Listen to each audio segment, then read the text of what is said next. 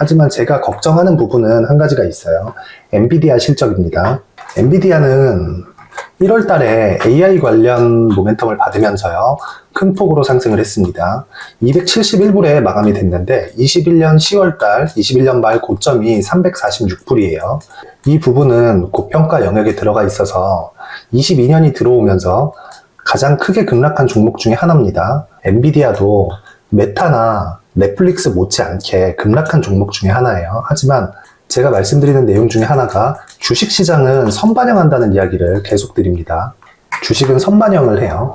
그 선반영에 대한 근거는요, 21년도까지는 미증시가 크게 올라서 S&P 500이 5,000포인트 가까이 4,818포인트까지 상승을 했습니다. 그런데 정작 S&P 500이 하락하기 시작해서 6월달까지는 3,500포인트까지 하락을 했고요. 이 하락폭을 따지면 24%입니다. 24%.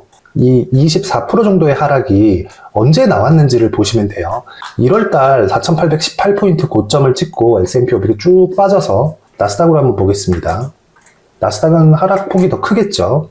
35% 이렇게 하락률을 기록을 했는데 언제가 저가인가요? 물론 여기 10,000포인트에 바짝 붙인 10월달 가격대도 있지만 이 9월 한 중순부터 10월 초까지는 영국발 모멘텀이 있었어요. 영국발 모멘텀은 이거는 해결될 수밖에 없는, 그게 뭐 딱히 봉합이든 어떤 문제를 제시해서 극약 처방을 썼든 간에 이거는 해결이 될 수밖에 없는 내용입니다. 그리고 이거는 시스템 리스크의 존재이기 때문에 이게 만약에 막지 못하고 주가가 훅 내려가서 뭐 나스닥을 9,000포인트를 보냈다 이러잖아요. 그러면 그때 이미 긴축이 끝났을 겁니다.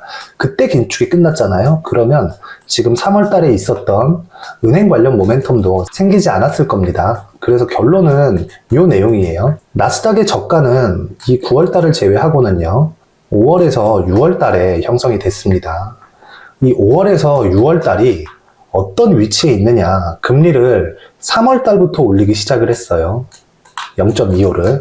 그리고 5월 달에 0.5%를 올렸습니다. 2월 말경 정도에 전쟁이 터졌고 이때 계속하면서 물가도 크게 올라가고 물가가 8%대, 9%대 이런 정도까지도 급격하게 상승을 했었습니다. 그런데 이때 6월 달부터 금리를 0.75%씩 올리기 시작을 했죠.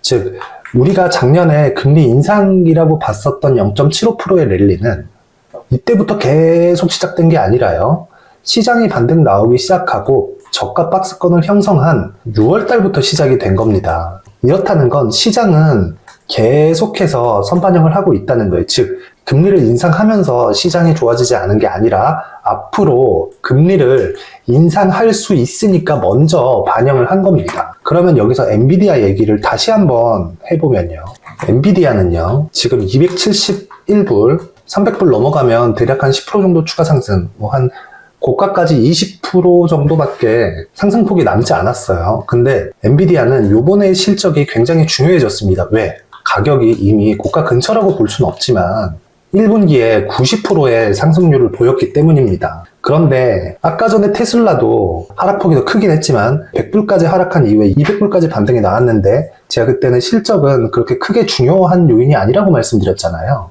그런데 엔비디아는 실적이 실제 하락을 했죠. 이 부분까지는 이 낮아질 실적에 대한 반영치가 끝났던 거였다면 이 부분은 반드시 실적이 올라와야 되는 겁니다.